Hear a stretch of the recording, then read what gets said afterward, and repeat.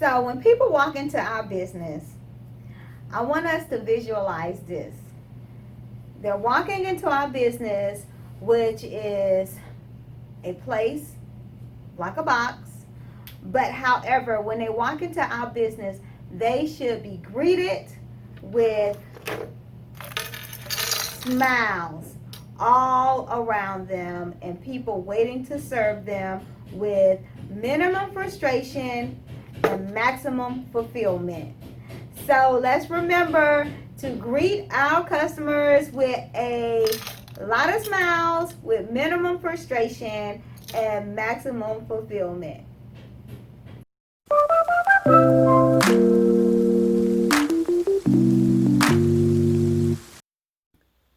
Welcome back to my YouTube channel, Rise Above, where we are having a super duper fantabulous day.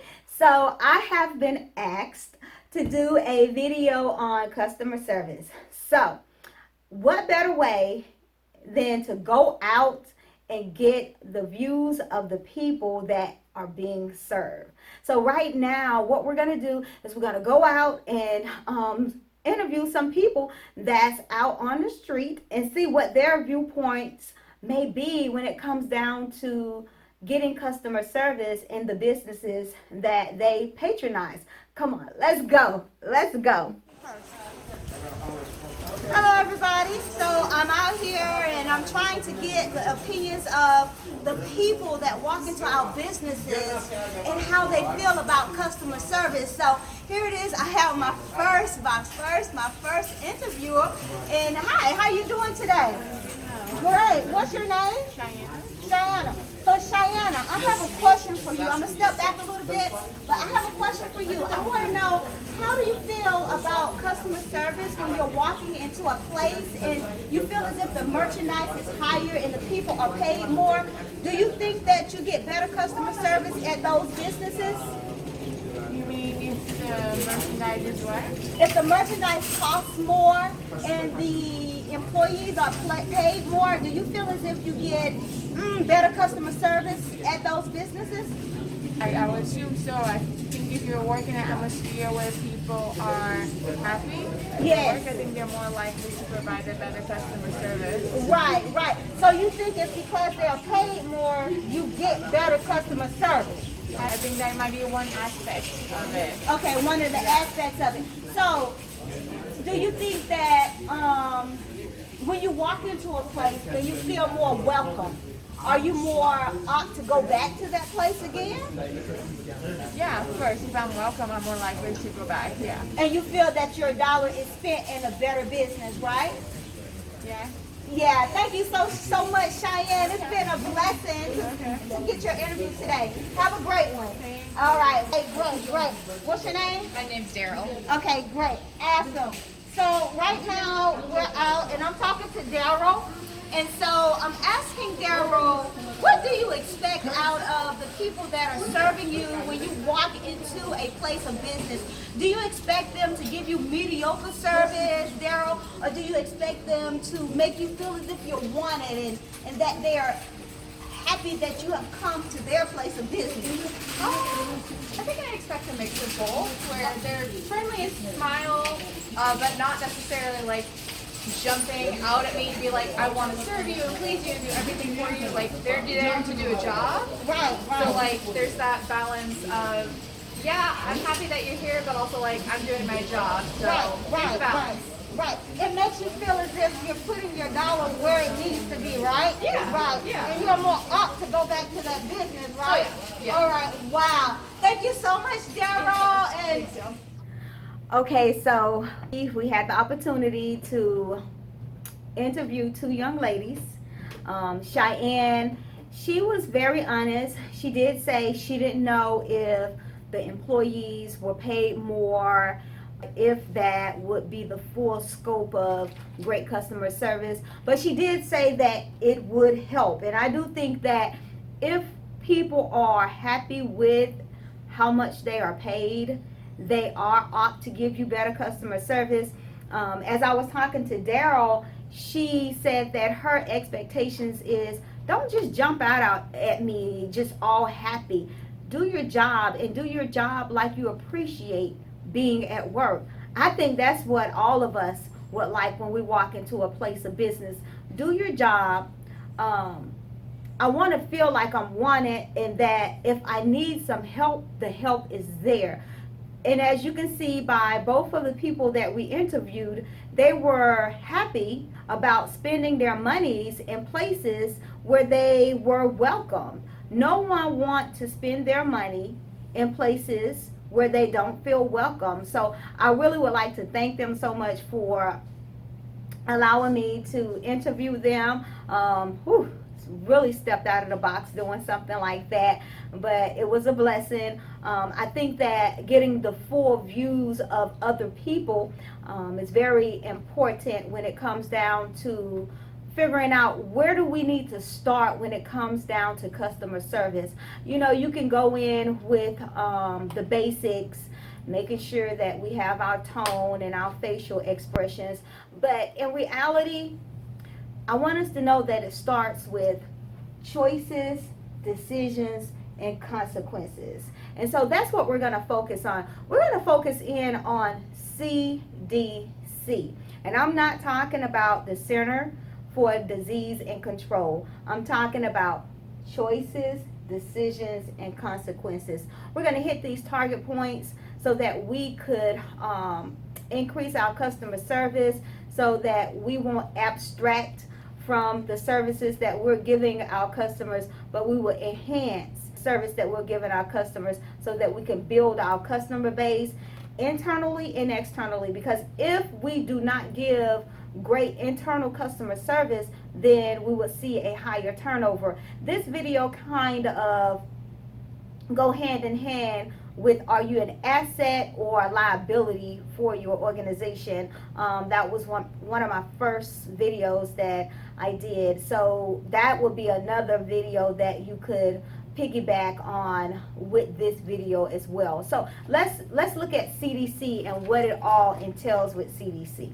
I wanted to do a little bit of modification on how we're looking at customer service. I didn't want to go into it the way that we usually go into it when we're talking about professional development and the skills of customer service. I wanted to look at it with the CDC method and theory, choices, decisions, and consequences. And so our first C is choices. We have to know that we have a choice. You have a choice to serve your customer at your fullest ability. As Daryl said, she don't want anybody jumping out at her as if they're so giddy about being at work, but she do want you to work as if you appreciate her service and that you appreciate having a job and appreciate her being in your business, in your company. And I think that most of us are like that. Some of the times we go into a workplace or we go into a business, people just seem as if they're so overwhelmed and that you're bothering them whenever you need something or you're asking them a question. That's not the way it should be. You have a choice. You have a choice to know that you are there to do a service, and the service is to either help your internal customers or your external customers. Sometimes with internal customers, you can walk into somebody's office and it's as if you're disturbing them and they're just sitting doing nothing. We need to know that it's a team when you're working for a business or organization, and we're there to serve. No matter if you're internal or you're external, the job is to make sure that we're meeting the needs of the customers to our fullest ability. And then the D, decision. You have to make the decision on, are you going to serve your internal or external customers with the greatest customer service that you can give. There is a saying that people do not quit their jobs, they quit their bosses. Customers are the billboard for the company. And the reason why it said that the customers are the billboard for the company, because when they go out, they're gonna either show or tell people about what you did that was good, or show and tell people what you did that was not pleasant.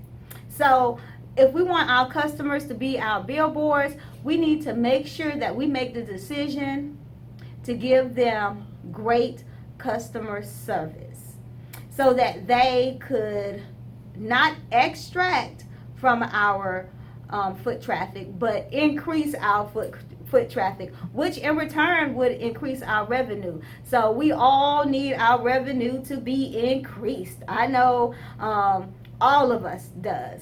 So our last C is consequences.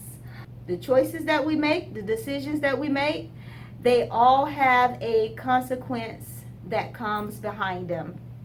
And we cannot choose those consequences. If we choose to give sloppy customer service, it will catch up with us. It may catch up with our revenue. It may catch up with our foot traffic. It may catch up with us losing our jobs.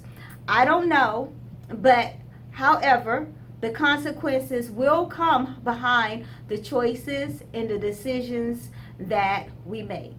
And a lot of times we have to really think about the choices and decisions that we're making, because we never know what a customer is going through, whether it's internally or externally. I remember one of the people that was working in IT was speaking about new employees that were coming in, folk from other countries, so that we could serve the needs of that demographics.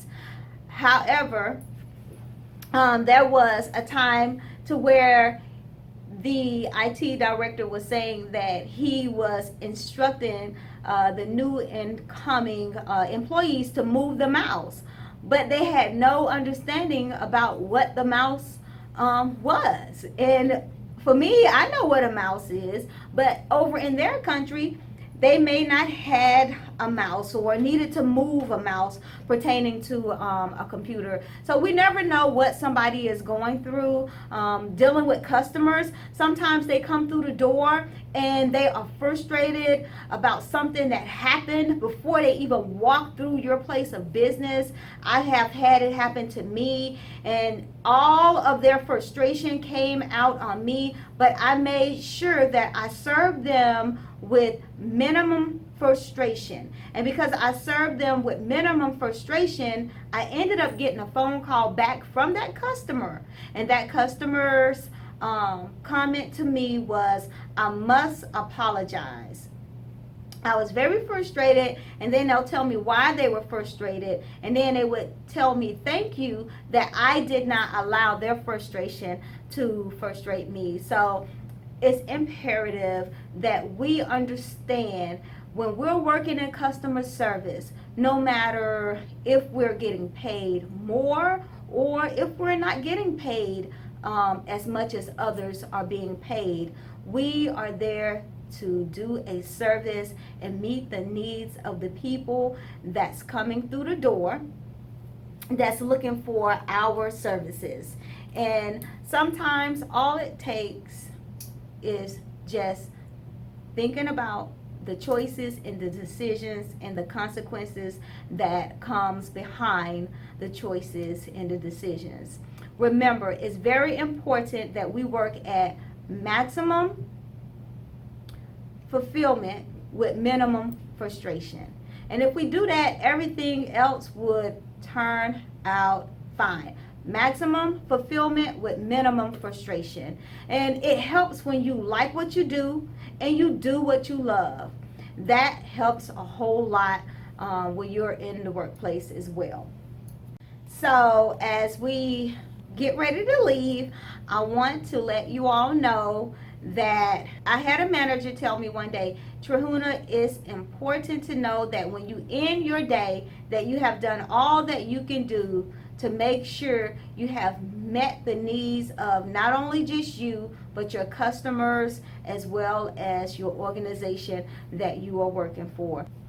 Know this, that there is nothing too hard for you to accomplish if you really consider the choices, decisions, and consequences that comes behind your choices and decisions. I have had a super time talking to you today. I hope you have had a super time listening to me today. And I hope that you go forth and have a super duper fantabulous day. Until next time, bye bye. So where did all of this customer service stuff spin from? So I have had the opportunity to write a visual tool, a book on customer service. It's called Impressive Customer Service, and you could click on the link below and order the book from the publishing company. I would like to thank you so much for your support, and I hope that you enjoy this visual tool as much as I enjoyed writing it. Thanks again, and have a super duper fantabulous day.